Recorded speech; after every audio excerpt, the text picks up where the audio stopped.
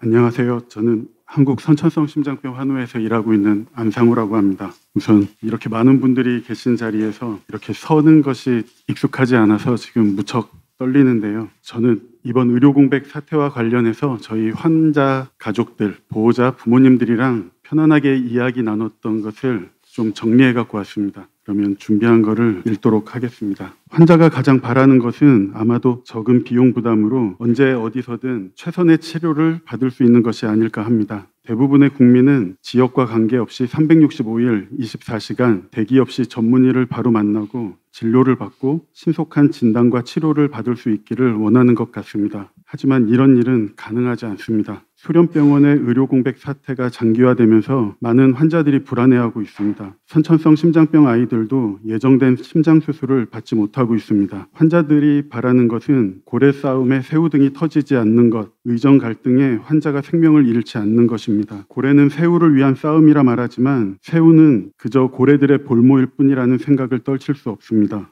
환자가 바라는 것은 더 이상 의사나 노조의 파업으로 환자가 피해를 입지 않는 것입니다. 그리고 지속 가능하고 보다 나은 의료 환경을 만들기 위해 왜곡된 의료를 하루빨리 개혁하는 것입니다. 지난 2월 정부에서 발표한 필수 의료 정책 패키지의 핵심 과제는 의료 인력 확충, 지역 의료 강화, 의료사고 안전망 구축, 보상체계 공정성 제고입니다. 이 정책 패키지가 필수 의료를 살리는 데 도움이 되겠냐는 비대위의 설문조사에 답변자의 89%가 해악을 끼치거나 현재와 차이를 만들지 못할 것이라고 답했습니다. 왜 이렇게 많은 사람들이 부정적으로 생각했을지 쉽게 납득이 되진 않습니다. 의사가 정말 부족하다면 의대 정원을 증원해야 하지 않을까요? 환자는 지역에 의사가 없어 수도권으로 간다고 말하고 지역 의료기관은 환자가 없어 지역 의료가 무너진다고 말합니다. 지역 의료를 살리기 위해 의료 전달 체계를 개선해야 하지 않을까요? 중증, 응급, 고난도 고위험 의료 행위를 하는 기피과 의료진에게 안정적 진료 환경을 만들어주기 위해 의료사고 처리 특례가 필요하지 않을까요? 상대적으로 보상은 적고 삶의 질은 떨어지는 기피 의료 분야에 공정한 보상이 이루어져야 하지 않을까요? 의사들을 만나다 보면 환자단체에 반감을 가진 분들을 경험하게 됩니다. 잠시 환우회에 대해 말씀드리겠습니다.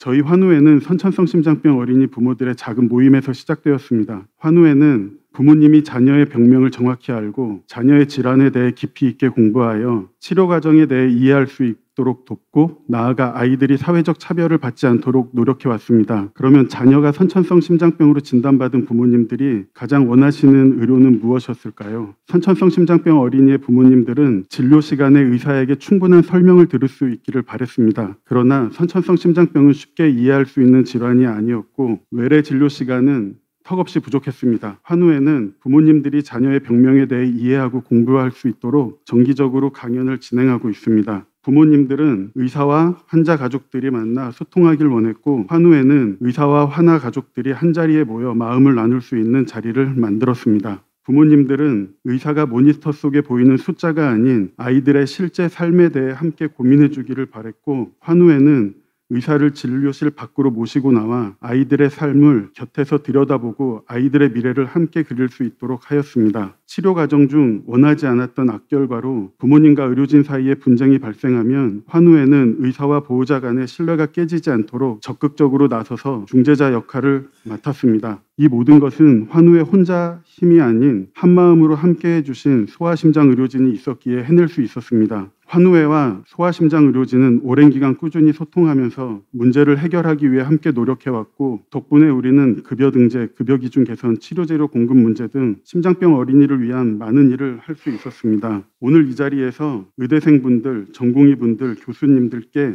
저희가 해드리고 싶었던 이야기는 바로 환자와 의사, 환자단체와 의료계의 신뢰 회복과 협력에 대한 이야기입니다. 환자와 의사가 힘을 모으면 큰 힘을 발휘할 수 있다는 것을 저희 환우회를 예로 들어 말씀드리고 싶었습니다. 의료개혁은 이제 시작입니다. 앞으로 풀어야 할 문제들이 많습니다. 먼저 의대 정원입니다. 제한 없는 의료 이용과 고령 인구의 증가로 의사가 부족하다면 의대 정원을 증원해야 할 텐데 얼마나 증원하는 것이 바람직할까요? 의사가 부족하다면 어느 지역에, 어느 전문 과목, 세부 분과에 몇 명의 의사가 부족한지 또 정원만 늘리면 부족한 지역으로 부족한 의료 분야로 저절로 채워질 것인지, 환자의 의료 이용을 제한하거나 의사 업무량을 늘리거나 업무의 효율을 높인다면 필요한 의사는 적어질 것이고, 지금의 의료 이용량을 유지한다면 더 많은 의사가 필요할 것입니다. 그렇다면 우리는 몇 명으로 협의하면 될까요? 지역 의료를 살리기 위한 의료 전달 체계 개선입니다. 정부는 상급종합병원 외래 진료 시 본인 부담료를 인상하고 약제비를 차등하고 경증 질환자를 회송해 보아도 의료 전달 체계를 잡지 못합니다. 땅덩이는 좁고 교통은 매우 편리하고 환자는 지방병원보다 수도권 병원을 선호합니다. 대형 병원의 분원 설립 계획으로 수도권 집중 현상은 더욱 가속화될 텐데, 이런 어떤 조치를 취하면 좋을까요? 과거 폐지했던 진료권 제도를 부활하면 될까요? 전원에 대한 권한을 환자가 아닌 의사에게 주면 모든 것이 해결될까요? 어떤 질환, 어떤 환자를 수도권으로 전원 보내는 것이 합리적인지 쉽게 판단할 수 있을까요? 의료사고 처리 특례입니다. 생명과 직결되는 고난도 고위험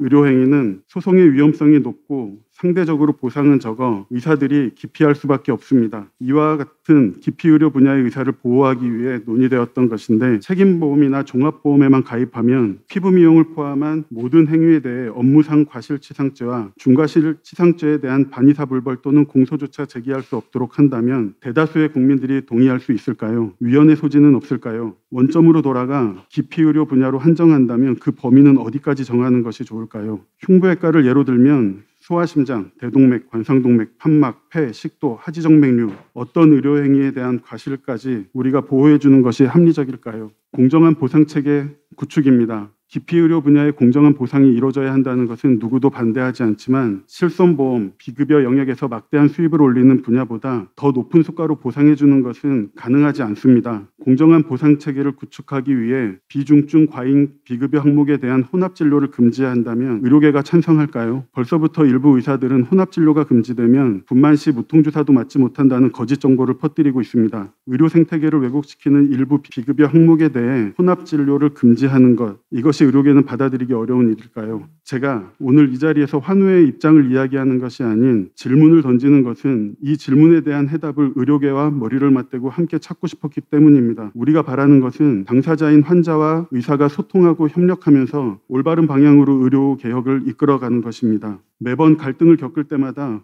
왜 우리는 만나서 이야기를 할 수 없을까에 대한 생각을 가장 많이 합니다. 우리는 대전협 등 다양한 의료단체와의 소통 창구가 만들어지길 바랍니다. 저희 환우회가 아닌 다른 어떤 환우회와 소통하셔도 환영합니다. 환자단체와 의료계가 만난다 해도 첫술에 배부를 수는 없겠지만 미래를 향한 큰 걸음이 될 것입니다. 수련제도와 면허제도, 지역 인재 전형, 지역 수가, 공공정책 수가, 필수의료 상대가치점수 인상, 지불제도 개선, 의료사고 처벌, 형사처벌 특례, 비급여와 실손보험 관리 강화 등 무엇 하나 쉽게 넘어갈 수 있는 것이 없습니다. 하나씩 머리를 맞대고 의견을 나눌 수 있기를 바랍니다. 이상입니다.